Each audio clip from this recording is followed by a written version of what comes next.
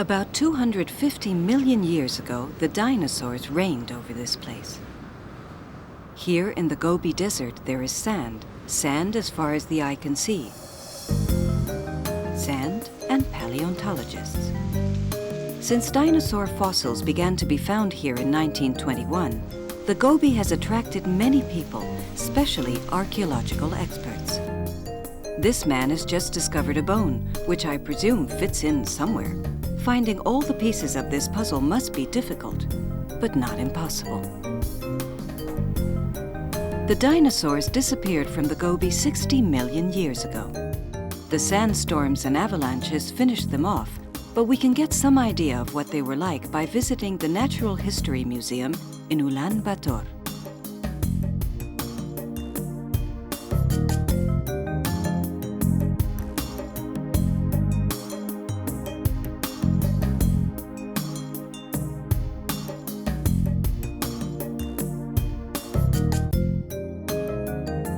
In 1993, a mixed team of American and Mongolian paleontologists discovered 100 complete dinosaur skeletons and some fossilized eggs with little dinosaurs gestating inside them.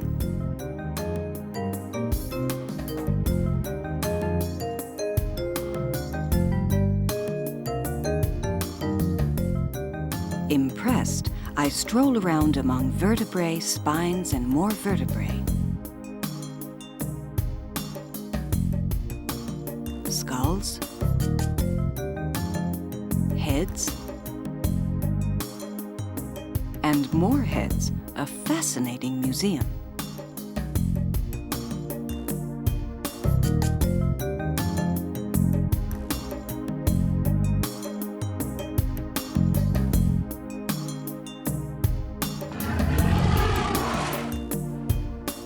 The desert that Marco Polo crossed 700 years ago still contains hundreds of hidden treasures waiting to be unearthed. The climate does not make it easy. 50 degrees centigrade in the summer and minus 40 in winter mean that the Gobi is not a very welcoming place, but does make it a real paradise for Indiana Jones.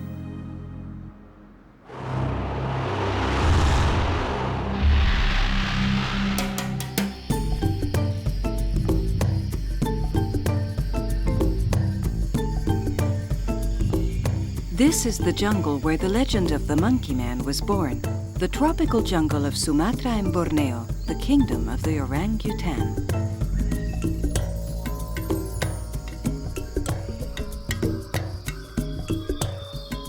The native Dayaks always called it the orangutan, which means man of the jungle.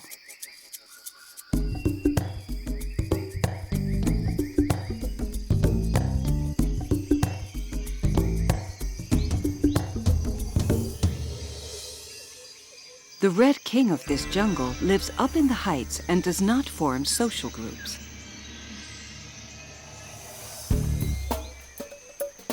This graceful way of moving using your arms and bending the branches is called brachiation by zoologists.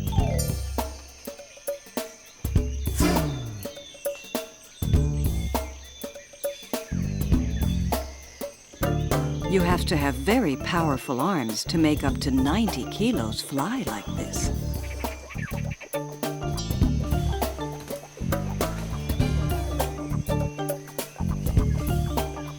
If you spend your life going from branch to branch, then you really need to be able to measure distances well. And the orangutans do it with incredible precision, thanks to their stereoscopic vision.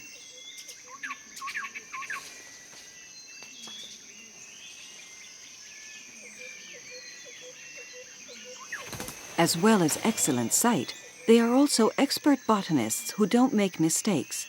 They never put a poisonous plant into their mouths.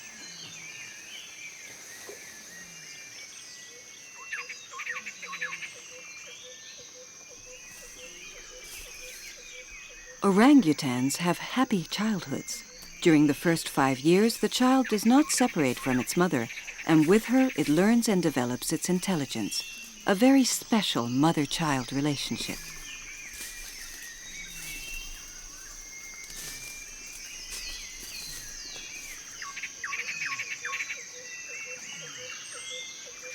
The males, on the other hand, lead solitary lives.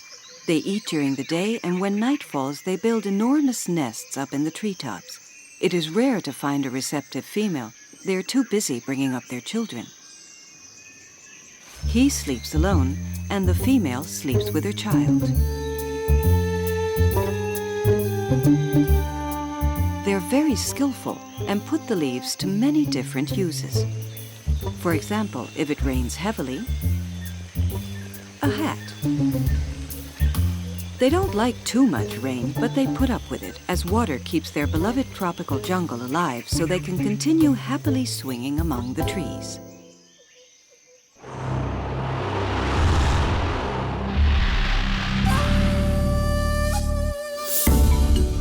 In southern Kenya, very close to Amboseli and on the border with Tanzania, live the Masai.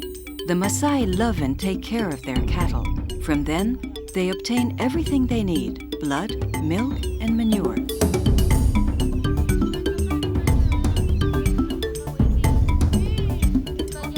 They have been here for almost 400 years, but with the creation of the Amboseli National Park, the government resettled them in the surrounding area.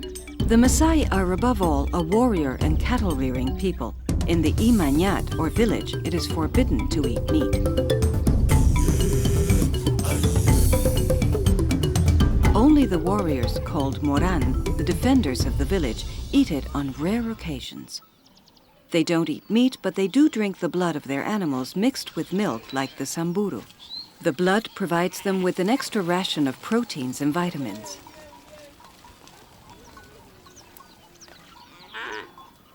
This animal doesn't appear to be very convinced.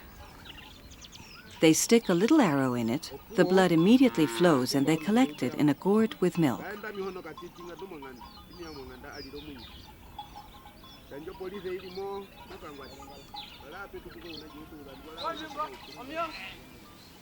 The wound is almost immediately staunched. And now, to your health.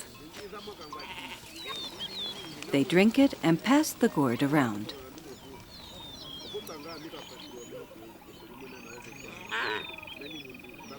Being cattle breeders is not incompatible with personal hygiene. They are very clean and they like to look good. As well as worrying about their appearance, they are also very good-humored, a happy, smiling people.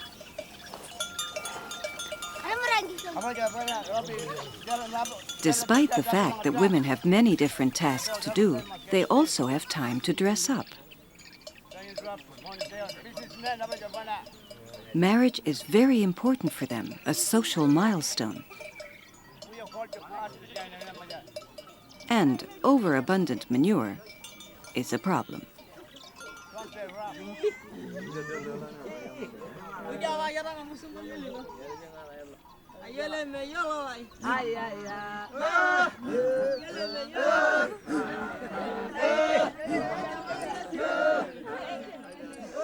Today is a special day. While the men make those jumps which seem to lift them up to the sky, the women follow the rhythm of the music wearing their incredible necklaces.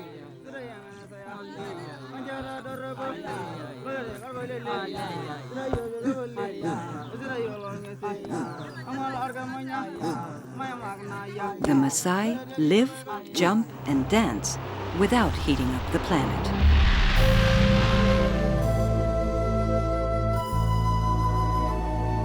We have come to the Patagonia in Argentina.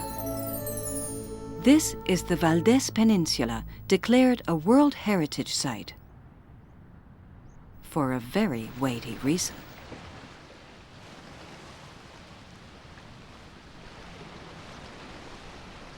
For years, with the arrival of winter, the southern right whale came to these warm, calm waters to breed and give birth to their young.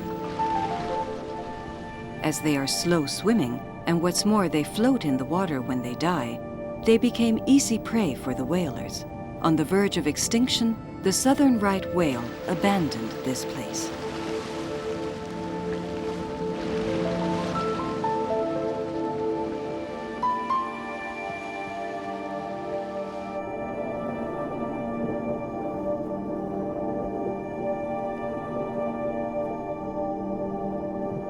Unfortunately, since hunting was prohibited, the whales have returned.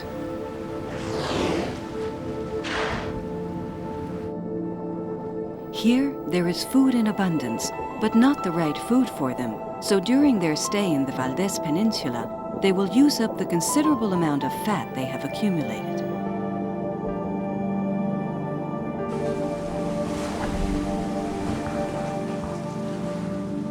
They are not all fat, however. Their tails are pure fiber. Though this individual is not accompanied right now, it is normal to see several males courting a single female, and it is she who chooses.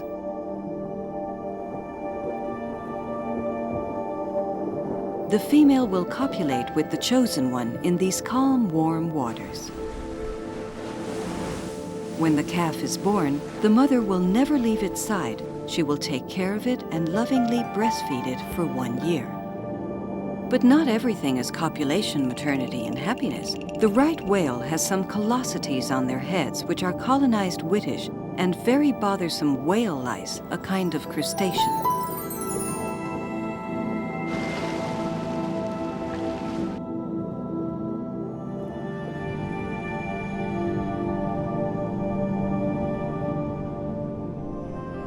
Some biologists think that they jump in order to rid themselves of this tangle of crustaceans.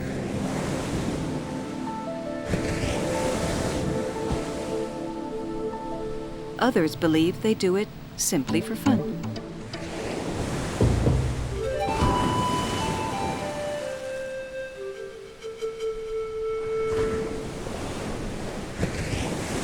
Oh, to be a southern whale.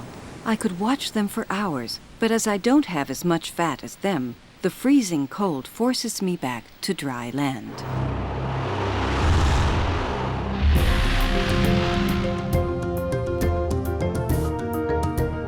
These islands scattered across the Pacific Ocean belong to Papua New Guinea, and they were not explored until the middle of the 20th century. Their inhabitants were reputed to be bloodthirsty warriors, fond of both decapitation and cannibalism. The European explorers preferred to leave the cursed islands well alone and not lose their heads.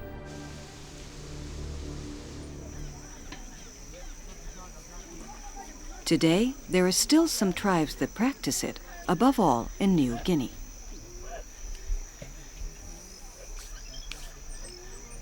But we are in New Britain, and here nobody has the slightest intention of eating anyone. What they do is to keep their traditions alive.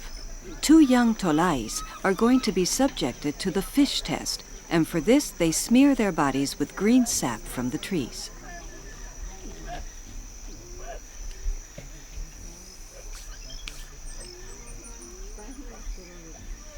In Papua, hundreds of churches have appeared, which try to attract the natives to their beliefs.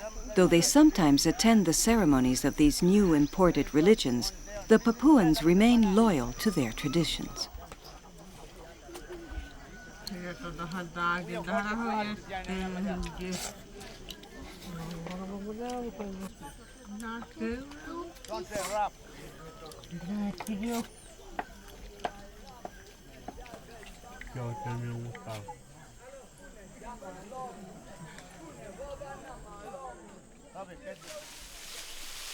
In the majority of cases, these initiations are painful.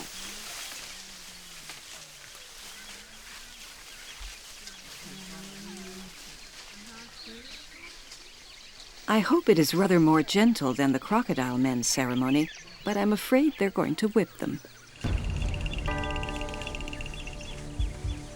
They must withstand the pain without shouting out or grimacing. When I have to give blood, I go dizzy, so I look into the distance.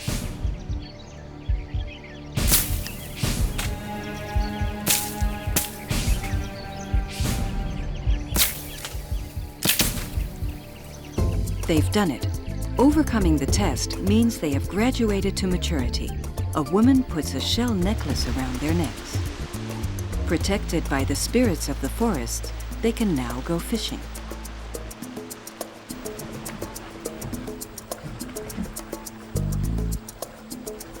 I to leave in a hurry as usual.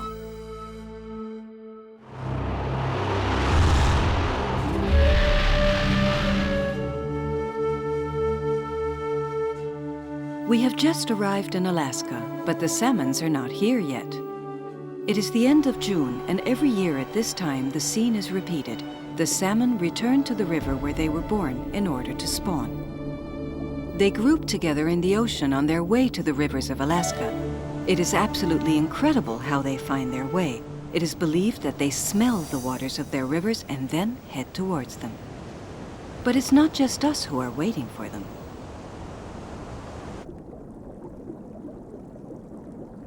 The fauna of Alaska anxiously awaits their arrival. There are so many of them that they make it very easy for predators.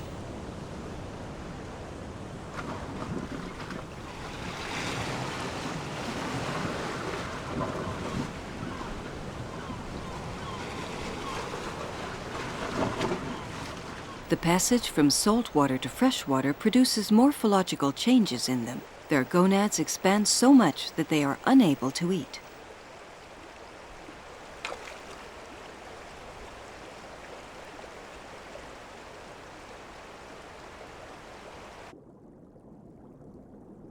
The grizzly bear impatiently awaits their arrival. A diet based on salmon has turned these bears into the largest in the world.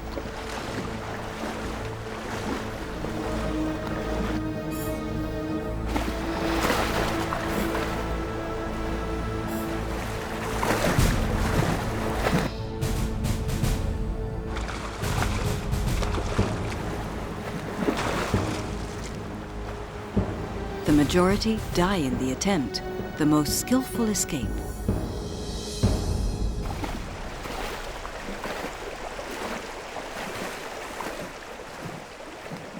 After a few days stuffing themselves with salmon, the scene is rather desolate, though not for the seagulls.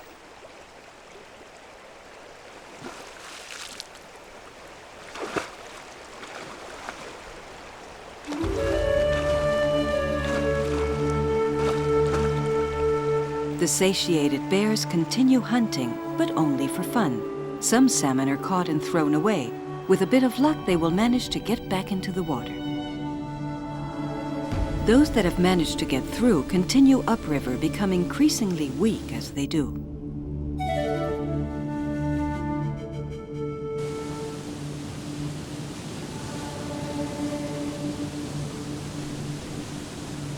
The most insurmountable obstacles are yet to come.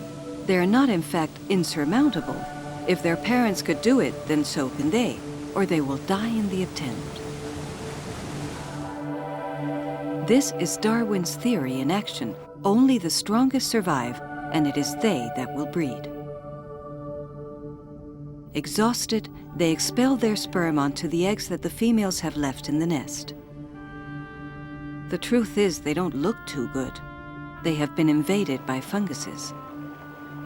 They are half dead. No, they're dead. The cycle begins anew. And from here, I'm off to visit a tomb.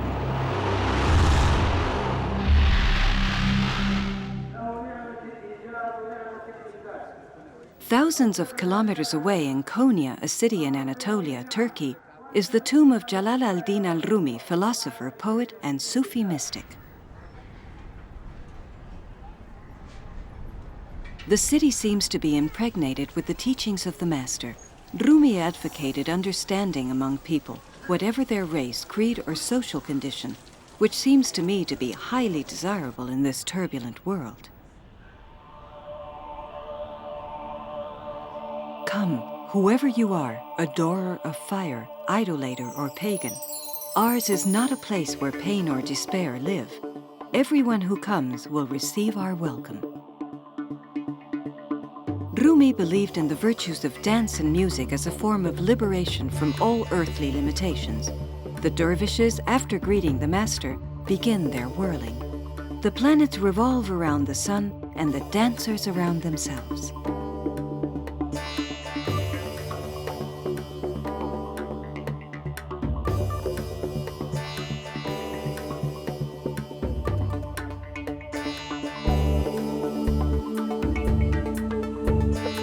The movement represents the agitated state of the soul. The dervishes turn with their right arms raised towards the sky and the left one pointing down in order to remain in contact with the earth.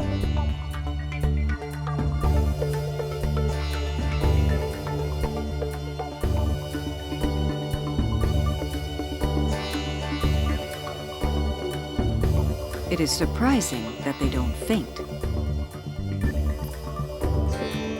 The turns become faster and faster, and the dancers, leaning their heads to one side, appear to go into a trance, the ecstasy that unites them with God.